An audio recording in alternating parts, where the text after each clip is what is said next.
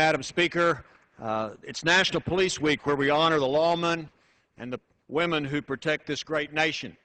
And as we pause to recognize the service and sacrifice of all U.S. law enforcement officers, we also need to remember the men and women who work on the border, our Border Patrol agents.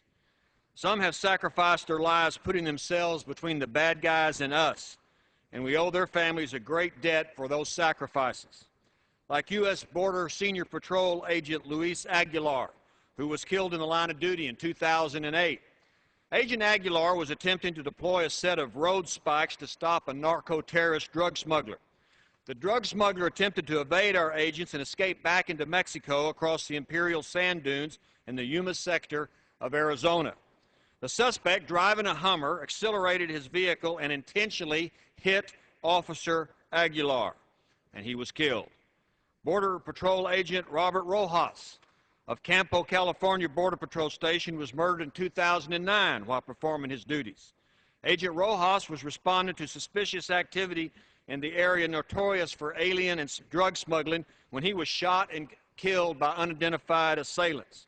The murder occurred in a remote border area near Campo, California, where Agent Rojas was shot several times in the head, execution style. Agent Rojas was 30 years of age. Even our U.S. park rangers aren't safe from these terrorists. In the wake of 9/11, Chris Egel protected his country by intercepting weapons, thousands of pounds of illegal drugs, and hundreds of illegal lawbreakers from foreign countries. He guarded a 31-mile stretch of our nation's southern boundary.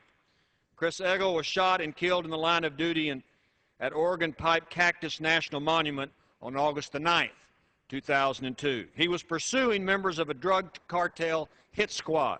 They fled into the United States after committing a string of murders in Mexico. Chris was 28 years of age when he was mowed down by these in Arizona. Our Border Patrol agents are under constant assault. Not counting the murders, Madam Speaker, have a chart here that illustrates just in the last few years assaults on our Border Patrol agents. These are the men and women on the border protecting us from people crossing in. Going back to 2004, there were about 300, almost 400 assaults on our border agents. 2005, about 680. 2006, 750. And then 2007, 8, and 9, all about 1,000 assaults on our border agents. Most of these assaults, Madam Speaker, are committed by people crossing the border into the United States illegally and committing assaults on our Border Patrol agents. For some reason, we don't hear much about it with the national media. They seem to be concerned about other issues. And, Madam Speaker, we have here what the Border Patrol agents call the war wagon.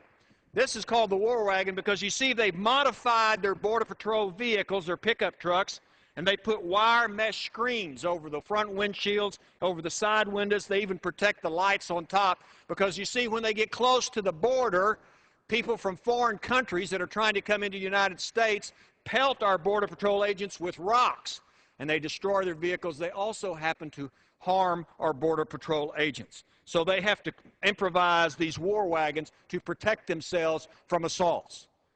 During this Police Week, Madam Speaker, when we remember peace officers in this country that were killed, we need to remember the Border Patrol agents that do their duty every day, trying to protect our porous border, because they don't get the resources the federal government should give them, including the National Guard. They are constantly under attack.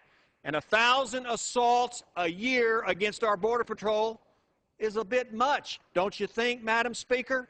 And we in this House of Representatives owe them the duty to make sure they are protected. And we do that by protecting the border and making sure that people who come into the United States are stopped at the border if they are here and trying to cross illegally. Madam Speaker, our borders are a war zone. As a Texas Ranger once told me, he said, after dark, Congressman Poe, the border in Texas and Mexico gets western. It gets violent. Our law enforcement officers are outmanned, outgunned, and outfinanced. And we need the moral resolve as a nation to secure the dignity of our borders, to protect the lawmen that are down there doing the job that we let them do, we ask them to do, and they are trying to do the best they can. They need more resources, more boots on the ground, and that includes sending the National Guard on the border as requested by state governors, because it is the first duty of government to protect the country and the people that live in it, and that includes Border Patrol agents. And that's just the way it is. I yield back.